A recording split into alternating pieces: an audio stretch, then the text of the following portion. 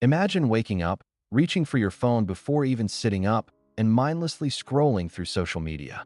Before you know it, an hour has passed, and you've consumed nothing but fleeting digital noise. If this sounds familiar, you're not alone. The first chapter of Digital Minimalism, A Lopsided Arms Race, exposes the powerful forces behind our increasing digital addiction and how our autonomy is being hijacked by technology giants. Chapter 1. A Lopsided Arms Race. In this opening chapter, Cal Newport pulls back the curtain on how technology companies manipulate our attention.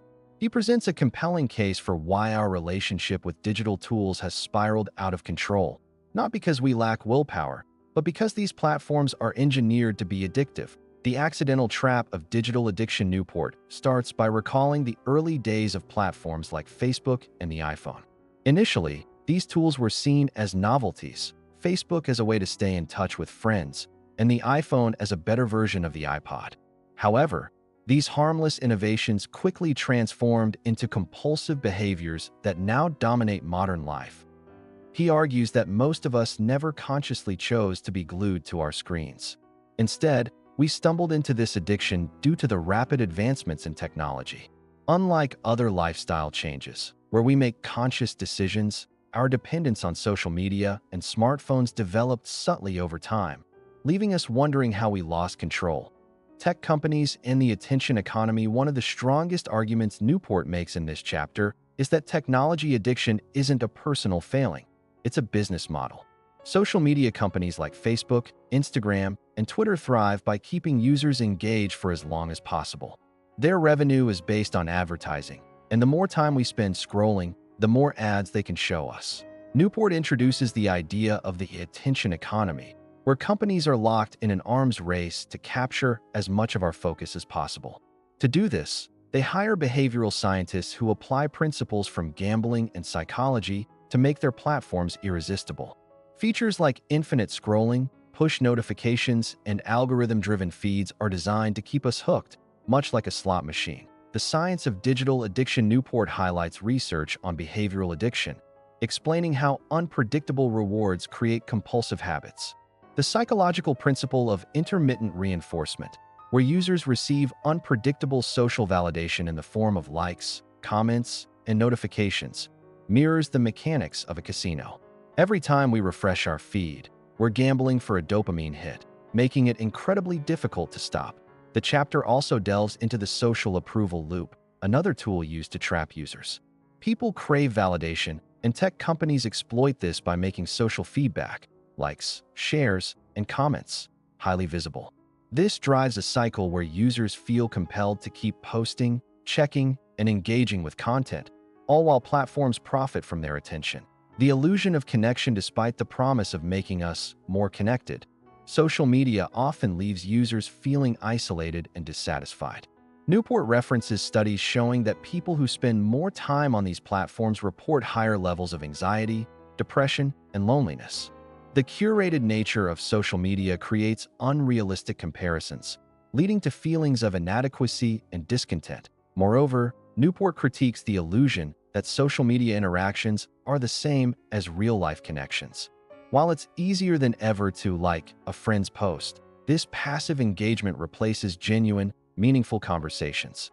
Instead of deepening relationships, it often weakens them, making us more detached from the real world. The hidden cost of convenience. Newport argues that while technology provides undeniable convenience, it comes at the cost of autonomy. Many users justify their screen time by claiming they need social media for networking, staying informed, or entertainment. However, the reality is that much of this time is wasted on low-value activities that don't contribute to personal growth or fulfillment. The chapter emphasizes that these tools, though beneficial in moderation, have been hijacked by corporate interests. Users may have started with good intentions, but over time, they've been conditioned to spend more hours online than they ever planned. Without realizing it, they've handed over control of their time and attention to profit-driven algorithms. Breaking free. Recognizing the problem. Newport concludes the chapter by stressing the importance of awareness. The first step to reclaiming digital autonomy is recognizing that these platforms are engineered to be addictive. By understanding the tactics used by tech companies, individuals can make more conscious decisions about their screen time But he sets the stage for the rest of the book by suggesting that regaining control requires more than just reducing screen time. It demands a fundamental shift in how we view and use digital tools. The upcoming chapters will introduce a philosophy of digital minimalism, a structured approach to using technology intentionally rather than impulsively. Final thoughts: this first chapter is an eye-opener, making a strong case that our relationship with technology isn't just a personal issue. It's a carefully orchestrated strategy by tech companies to monetize attention. Newport's argument is clear. If we want to reclaim our autonomy, we need to stop playing by their rules. What if you could reclaim control over your digital life without completely abandoning technology? In Chapter 2, Digital Minimalism, Cal Newport introduces a radical yet practical philosophy that empowers people to take back their time, focus, and mental clarity. This chapter lays the foundation for a new way of interacting with technology, one that prioritizes meaning over mindless consumption. Chapter 2, Digital Minimalism. What is digital minimalism? Newport defines digital minimalism as a philosophy of technology use in which people focus their online time on a small number of carefully selected and optimized activities that strongly support things they deeply value. The key idea is intentionality, using technology as a tool rather than allowing it to dictate how we live. Most people don't set out to spend hours glued to their screens, but the design of modern technology makes it almost impossible to resist. Newport argues that a minimalist approach isn't just about reducing screen time. It's about crafting a digital life that aligns with one's values and long-term aspirations. The 3 core principles of digital minimalism. Newport outlines 3 guiding principles that define this philosophy. Clutter is costly. Just as physical clutter overwhelms our space and mind, digital clutter, too many apps, notifications, and digital distractions, clutters our mental landscape. Every unnecessary digital interaction fragments our focus and prevents us from engaging in more meaningful activities. Optimization is essential. Simply reducing technology use isn't enough. Digital minimalists carefully refine how they interact with technology to maximize its benefits while minimizing its drawbacks. This means identifying essential digital tools and configuring them in a way that best serves their needs. Intentionality trumps convenience. The modern world prioritizes convenience above all else, but this comes at a hidden cost: loss of control. Newport urges readers to resist the temptation of using digital tools just because they are easy to access. Instead, he advocates for a deliberate approach where technology is used only when it clearly adds value to one's life. The problem with low-value digital activities. One of the strongest arguments in this chapter is that digital minimalism isn't about rejecting all technology. It's about identifying low-value activities that drain time and energy without offering significant benefits. Newport provides examples of how social media, news apps, and endless scrolling often add little real value to our lives, but take up an enormous amount of time. He illustrates this with the concept of the law of diminishing returns. The first few minutes spent on a useful digital activity, such as checking messages from loved ones, might add value, but the next 30 or 60 minutes of scrolling are usually wasteful. Digital minimalists recognize this and set clear boundaries. Lessons from the Amish and the technology selective. Newport takes inspiration from an unlikely source: the Amish. Contrary to popular belief, the Amish don't reject all technology. They selectively adopt what aligns with their values and discard what doesn't. Before accepting a new tool, they ask, will this technology improve or harm our way of life? Newport suggests that we should take a similar approach. Instead of blindly adopting every new app, platform, or device, we should evaluate whether it genuinely enhances our lives. This mindset shift helps regain control and ensures that technology serves us rather than the other way around. The Digital Declutter, a radical reset. One of the most practical takeaways from this chapter is Newport's Digital Declutter method. He proposes a 30-day detox where individuals eliminate all non-essential digital activities. This isn't about quitting technology forever, but about creating space to rediscover what truly matters. During the 30 days, participants are encouraged to reconnect with hobbies and offline activities, spend time with loved ones without digital distractions, observe how their mental state changes without constant digital stimulation at the end of the 30 days. Only a few carefully chosen digital tools are reintroduced, ensuring that each one serves a clear and valuable purpose. This approach allows people to build a sustainable, intentional digital life rather than falling back into old habits. The benefits of digital minimalism. Newport presents compelling evidence that those who adopt digital minimalism experience profound benefits. Increased focus. Without the constant pull of notifications, people find it easier to concentrate on deep work and meaningful projects. Better mental health. Reduced social media exposure leads to lower anxiety, less comparison, and greater overall happiness. More meaningful relationships. Digital minimalists replace shallow online interactions with real, deep conversations.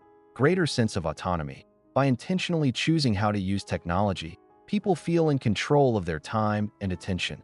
Final Thoughts Chapter 2 lays the foundation for a powerful transformation. Digital minimalism isn't just a productivity hack. It's a mindset shift that enables individuals to reclaim their time, attention, and sense of purpose. What if the key to breaking free from digital addiction isn't just cutting back, but starting over? In Chapter 3, The Digital Declutter, Cal Newport presents a powerful, structured approach to rewiring your digital habits. Rather than relying on weak resolutions or productivity hacks, he advocates for a radical 30-day reset, a strategy that has helped thousands reclaim their focus, creativity, and mental clarity. Chapter 3. The Digital Declutter. The need for a radical reset. Newport argues that small tweaks, such as turning off notifications or limiting screen time, are ineffective because they fail to address the core issue. Most people's digital habits are deeply ingrained and reinforced by powerful psychological mechanisms. Instead of trying to fight these compulsions directly, he proposes a digital declutter, which forces a hard reset on one's relationship with technology. This process isn't about giving up technology forever, but about stepping back to evaluate which tools are truly valuable. By stripping away distractions, individuals can make more conscious decisions about how they use digital tools, rather than being manipulated by algorithms and notifications. The three-step process of digital declutter. Newport outlines a structured 30-day declutter process with 3 key steps. Take a 30-day break from optional digital technologies. Identify which digital tools are optional, those that are not critical for work, school, or essential tasks. These include social media, entertainment apps, and unnecessary web browsing. Completely eliminate the use of these tools for 30 days. No compromises. Essential digital tools, like email for work, can be used, but only in a restricted, intentional manner. Reintroduce digital tools selectively after the 30-day break. Don't immediately return to old habits. Instead, carefully evaluate whether each digital tool is useful and aligned with personal values. Newport suggests using a simple question for each tool. Does this technology serve something deeply important to me? If not, it should either be discarded or significantly limited. Develop sustainable digital habits with a fresh perspective. Craft intentional rules around digital tool usage. Newport emphasizes that digital minimalism is a lifestyle, not a temporary detox. The goal is to create a lasting system that ensures digital tools serve you, not the other way around. Why the digital declutter works. The 30-day break serves several crucial functions. Breaks existing compulsions. Many people don't realize how addictive their tech habits are until they remove them completely. Reveals more fulfilling activities. With digital distractions out of the way, people naturally rediscover hobbies, deeper conversations, and more productive work. Shifts mindset from passive consumption to intentional use. The process forces individuals to think critically about why they use certain technologies and whether they are worth the time invested. Real-life success stories. Newport shares the experiences of individuals who have successfully completed the digital declutter. Many reported dramatic improvements in their focus, creativity, and overall happiness. Some discovered they no longer needed certain apps, while others found ways to use them in a much healthier, more deliberate way. One participant realized she had been using social media as an emotional crutch, but found greater fulfillment in journaling and real-life conversations. Another reported feeling mentally lighter after quitting Reddit and YouTube for a month, noticing that he had more energy for deep work and socializing. Common pitfalls and how to avoid them. While the digital declutter is highly effective, Newport warns of common challenges. rationalizing essential tools that aren't truly necessary. Many people convince themselves they need to check certain apps daily. Newport stresses that unless something is absolutely necessary for work or life, it should be cut out during the 30 days, filling the void with other distractions. Some people quit social media, but replace it with excessive TV or video games. Newport advises intentionally filling time with high-quality offline activities instead, giving up too soon. The first week of a digital declutter can feel uncomfortable. However, those who push through often experience major breakthroughs after the initial withdrawal phase. The psychological impact of digital decluttering. Newport discusses how many people underestimate the psychological burden of constant digital engagement. By taking a break, individuals report feeling less anxious, more present in daily life, more creative and productive, less emotionally reactive to news and online debates. The declutter allows individuals to regain autonomy over their attention, which Newport argues is one of the most valuable assets in today's digital economy. Making the declutter a lifestyle. The final section of the chapter emphasizes that the digital declutter is not just a one-time fix. It's a permanent shift in mindset. Those who complete it successfully often never return to their old habits because they've experienced the profound benefits of a more intentional relationship with technology. Newport leaves the reader with a simple but powerful challenge. Are you in control of your digital life, or is it controlling you? Final Thoughts. Chapter 3 is a turning point in digital minimalism. It provides a clear, actionable strategy for breaking free from the addictive cycle of modern technology. The digital declutter is not just about quitting social media. It's about rebuilding a digital life from the ground up, based on purpose and intention rather than passive consumption. In an age where we are constantly connected, solitude has become a rare and undervalued luxury. But what if spending time alone was the secret to mental clarity, deeper thinking, and true digital freedom? In Chapter 4, Spend Time Alone, Cal Newport argues that solitude isn't just about escaping distractions. It's a necessary condition for personal growth, creativity, and emotional well-being. Chapter 4. Spend Time Alone. The Lost Art of Solitude. Newport begins by highlighting a startling fact. Most people today experience little to no solitude. With smartphones always within reach, we fill every spare moment with digital distractions, scrolling social media, checking messages, or consuming endless content. The result? A mind that is constantly overstimulated, reactive, and incapable of deep thought. He defines solitude not simply as being alone, but as being free from input from other minds. This means no podcasts, no news feeds, and no digital noise. Just you and your own thoughts. Why solitude matters. Newport argues that solitude plays a critical role in 3 key areas. Self-reflection. Without solitude, we don't have the mental space to process our emotions, evaluate our choices, or gain insight into our lives. Deep thinking. The best ideas and creative breakthroughs often emerge from periods of uninterrupted thinking, not from constant exposure to information. Emotional regulation. Time alone helps us process stress, frustration, and anxiety without relying on digital distractions as a coping mechanism. By constantly filling our heads with digital noise, we rob ourselves of these essential benefits.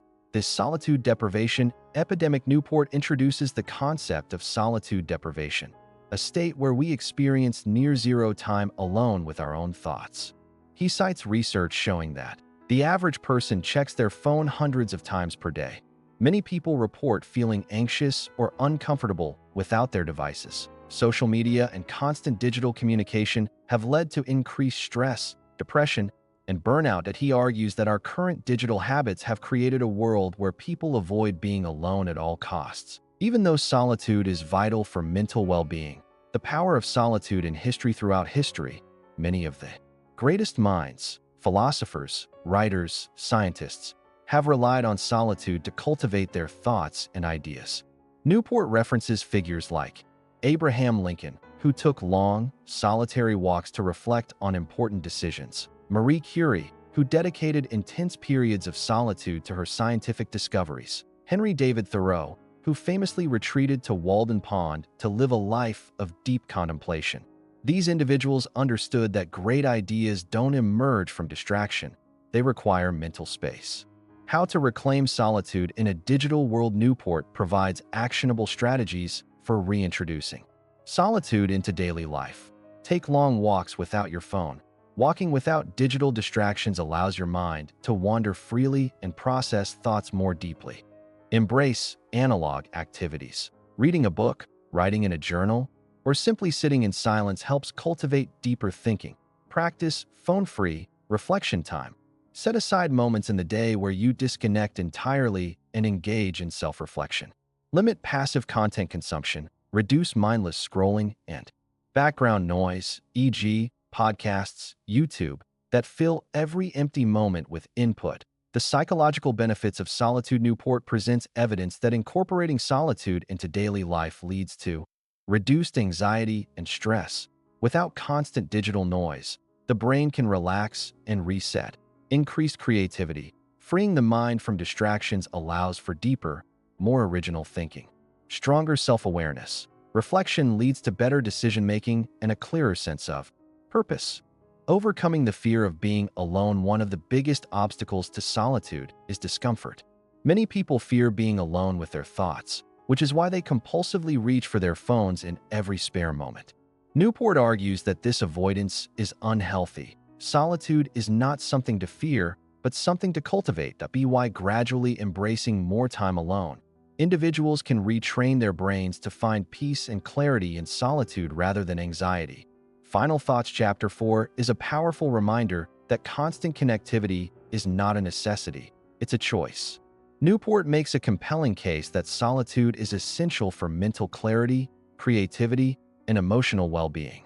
In a world where digital distractions are everywhere, reclaiming time alone is one of the most radical and rewarding changes one can make. Have you ever posted something online just to see how many likes or comments it would get? What if I told you that this habit is rewiring your brain, and not in a good way? In Chapter 5, Don't Click Like, Cal Newport uncovers how social media's engagement features manipulate our psychology, distort real relationships, and make us addicted to digital validation. Chapter 5, Don't Click Like, The Illusion of Connection. Newport begins by addressing a common myth. Social media helps us stay connected. While platforms like Facebook, Instagram, and Twitter promise to strengthen relationships, they often do the opposite. Instead of fostering deep, meaningful interactions, they reduce relationships to shallow, low-effort engagement. Likes, emojis, and brief comments. He argues that these digital interactions give a false sense of social connection, preventing people from engaging in real conversations and face-to-face interactions. The psychological trap of likes and digital approval. Social media platforms are designed to be addictive, and likes play a crucial role in that addiction. Newport explains how the dopamine-driven feedback loop makes users crave more engagement, leading to compulsive checking. Intermittent reinforcement. The unpredictability of likes and comments makes the habit even more addictive, similar to gambling. Social validation dependence causes people to shape their lives around what will perform well online rather than what is truly meaningful. Newport warns that when people start seeking digital approval, they stop prioritizing real-world validation, leading to increased anxiety and insecurity. Why passive social media use is harmful. One of the most alarming insights in this chapter is that passive social media consumption, scrolling without interacting, is even more harmful than active use. Research shows that people who passively browse social media without engaging experience higher levels of loneliness, envy, and dissatisfaction. Newport argues that even when people do engage, liking and commenting, these actions are superficial substitutes for genuine interaction. A Facebook like is not the same as a real conversation, yet many people now rely on digital approval rather than deep human connection. The decline of real-world social skills. Because digital interactions are easier and less effortful than face-to-face conversations, many people are losing the ability to connect in meaningful ways. Newport describes how young people, in particular, are avoiding in-person conversations in favor of texting and social media. Important social skills, such as reading facial expressions and body language, are deteriorating. People now measure their social worth based on online popularity metrics rather than real-world relationships. How to escape the like culture. Newport offers several strategies to break free from the toxic cycle of digital validation. Stop liking and commenting on social Newport suggests completely eliminating likes and comments from your online behavior. This removes the dopamine-driven loop and reduces the temptation to seek validation. Prioritize high-quality social interactions instead of liking a friend's post. Call them or meet up in person.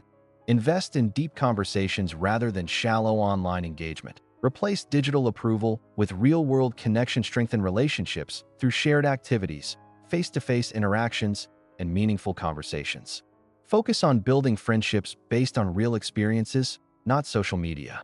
Interactions. The benefits of quitting digital validation. Newport argues that eliminating likes and passive social media use leads to stronger, deeper relationships based on real conversations, less anxiety and social comparison since online metrics no longer dictate self-worth, greater confidence and independence by removing reliance on external validation.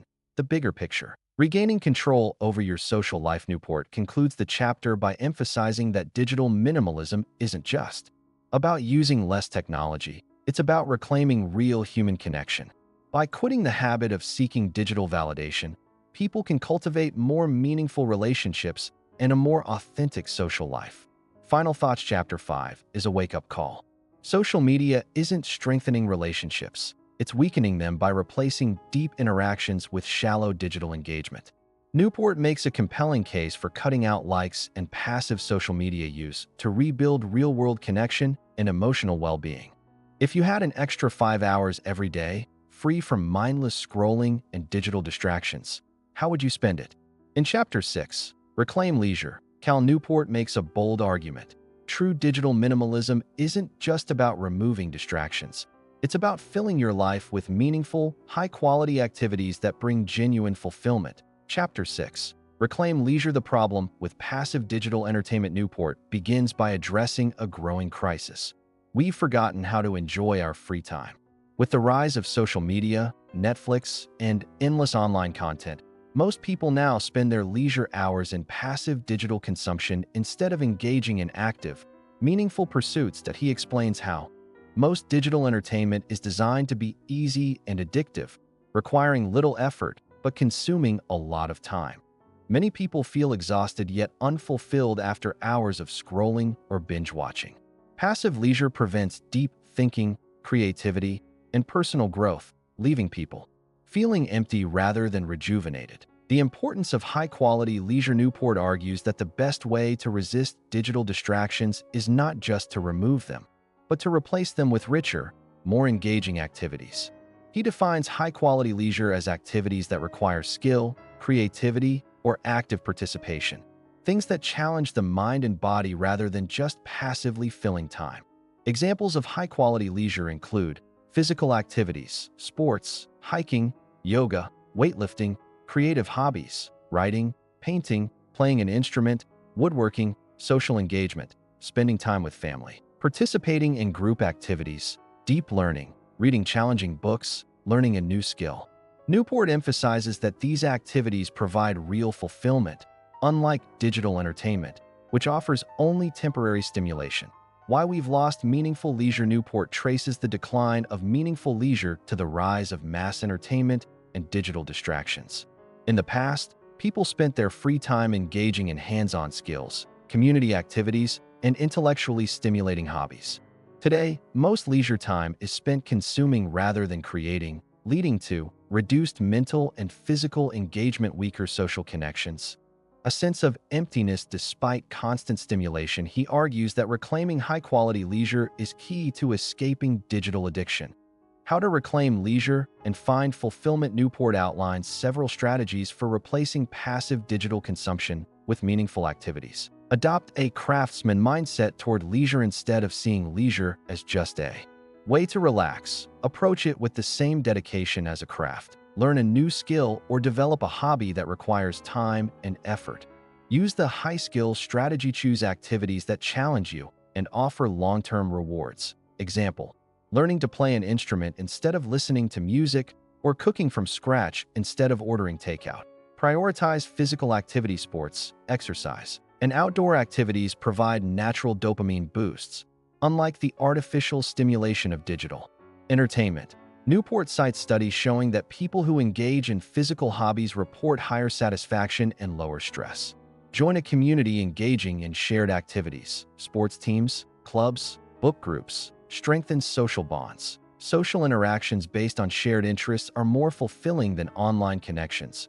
Practice analog entertainment. Swap digital entertainment for physical alternatives. Reading books, board games, hands-on creative work. These activities require focus and engagement, leading to a greater sense of satisfaction. The psychological and emotional benefits of active leisure. Newport presents compelling evidence that those who embrace high-quality leisure experience less stress and anxiety. Creative and physical activities act as natural stress relievers. Stronger relationships. Face-to-face interactions deepen connections in ways social media cannot. Increased happiness and fulfillment. Doing meaningful activities leads to long-term satisfaction, unlike the short-term dopamine hits from digital entertainment. The challenge: redefining free time. Newport challenges readers to rethink their approach to leisure. Instead of seeing it as time to relax through passive entertainment, he urges people to actively engage with hobbies, skills, and social activities that bring lasting joy. That he asks, are you truly using your free time in ways that make your life better? Or are you simply consuming whatever is easiest? Final thoughts. Chapter 6 is a game changer. Newport makes a compelling case that escaping digital addiction isn't just about quitting social media. It's about rediscovering the joy of active, meaningful leisure. By replacing passive digital consumption with high-quality activities, we can reclaim our time, creativity, and fulfillment. What if you discovered that the battle for your attention wasn't just a personal struggle, but a deliberate war waged by tech companies? In Chapter 7, Join the Attention Resistance, Cal Newport reveals how digital platforms are engineered to hijack your focus, and what you can do to fight back and reclaim your time, energy, and mental clarity. Chapter 7, Join the Attention Resistance, the war for your attention. Newport starts by exposing a critical truth. Your attention is one of the most valuable commodities in the digital age. Social media companies, app developers, and streaming platforms make billions by keeping you distracted, scrolling, and engaged for as long as possible. Their business models depend on capturing your focus, whether or not it benefits you. That he compares this to a battle for mental autonomy, where tech companies are the aggressors, deploying behavioral psychology, AI-driven algorithms, and addictive design features to keep you glued to your screen. The cost of losing the battle. Newport explains that when you surrender your attention to digital distractions, you pay a high price. Reduced cognitive abilities, constant notifications, and endless scrolling weaken your ability to focus deeply. Increased stress and anxiety. The digital noise overloads your brain, making relaxation and deep thinking difficult. Weaker real-world relationships. More screen time means less face-to-face connection and meaningful interactions. Loss of autonomy. Instead of choosing how to spend your time, tech companies decide for you. The attention resistance movement to fight back. Newport introduces the concept of attention resistance, a growing movement of individuals who refuse to let technology control their lives. He argues that becoming an attention resistor means intentionally reducing your digital dependence and reclaiming your ability to focus on what truly matters. Key members of this movement include people who reject social media entirely. Many high achievers in various fields, writers, entrepreneurs, scientists, recognize that social media drains their productivity and opt out completely. Those who embrace analog alternatives, choosing real-world experiences over digital consumption, reading books instead of social media, having in-person conversations instead of texting. Individuals who set extreme boundaries. Some use radical tactics like switching to dumb phones, deleting addictive apps, or using only a landline for communication. Strategies to reclaim your attention. Newport provides practical, actionable steps to join the attention resistance and regain control of your focus. Delete or limit social media if you can't quit completely. Use strict limits. Check only once a week, or use apps only on a desktop, not a phone. Remove social media apps from your phone to reduce compulsive checking. Control your notifications. Ruthlessly turn off all non-essential notifications. Only allow alerts for truly important messages. Use Do Not Disturb mode during deep work or personal time. Use a block and filter approach. Install website blockers to eliminate distractions during work hours. Use content filters to avoid the most addictive parts of the internet, e.g., YouTube recommendations, news feeds. Schedule intentional tech use. Set fixed times for checking email and messages instead of responding instantly. Batch online activities, e.g., checking social media only on Sundays. Prioritize deep work and flow state activities. Replace digital distractions with high-value, fulfilling tasks like reading, writing, or physical hobbies. Structure your day to allow for long periods of undistracted focus. The psychological benefits of attention resistance. Newport highlights how those who reclaim their attention experience life-changing benefits. Greater mental clarity. Without constant digital noise, thinking becomes sharper and more focused. Higher productivity, deep work replaces mindless scrolling, leading to more meaningful accomplishments, more fulfilling relationships. Real-life connections become richer without the interference of screens. Reduced anxiety and stress. Living with intention, rather than being controlled by digital distractions, leads to a greater sense of peace and satisfaction. Why this fight matters. Newport argues that attention resistance isn't just about personal benefits. It's about taking back control from a system designed to exploit you. By choosing how and when to engage with technology, you send a clear message.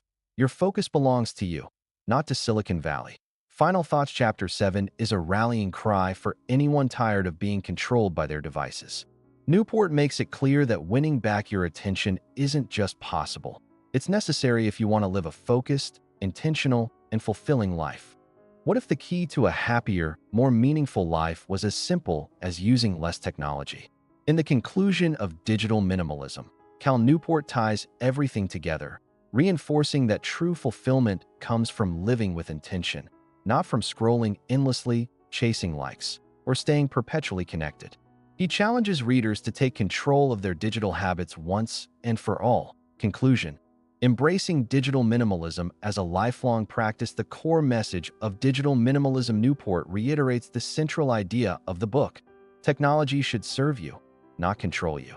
He warns that without a clear philosophy, most people fall into mindless digital consumption, losing their time, focus, and sense of purpose. Digital minimalism is the solution, a mindset that ensures technology enhances rather than dominates your life. To truly reap the benefits of digital minimalism, Newport emphasizes that this is not a one-time detox. Instead, it must become a lifelong commitment to using technology intentionally. Key takeaways from the book. Newport summarizes the essential lessons of digital minimalism.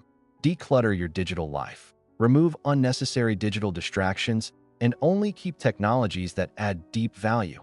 Reclaim solitude. Spend time alone without digital noise to regain mental clarity and emotional balance. Avoid the like trap. Social media engagement is superficial and harms real relationships. Seek deeper, real-life connections instead.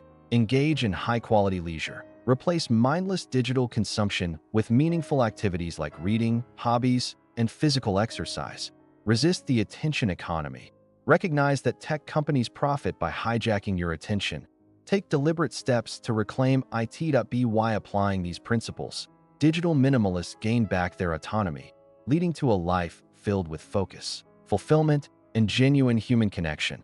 How to make digital minimalism a lifelong practice to ensure lasting change. Newport offers strategies to maintain digital minimalism beyond the initial declutter. Perform regular digital audits every few months. Reevaluate your technology use. Ask yourself, is this tool still adding value to my life?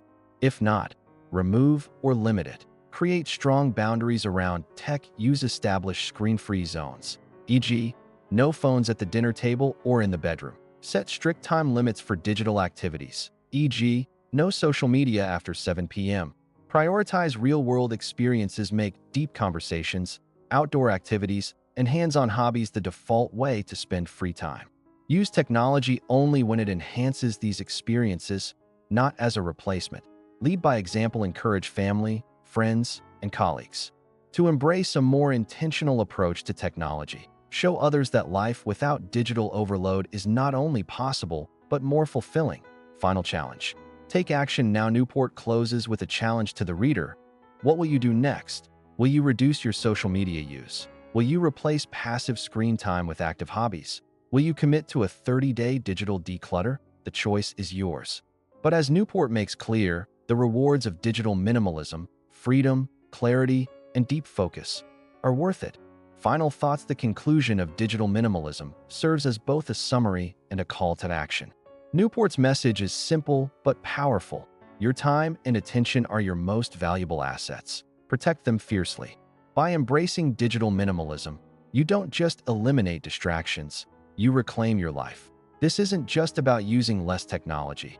It's about creating a life filled with meaning, purpose, and deep connection. The digital world is designed to pull you in, but now you have the tools to break free. The question is, will you take the first step?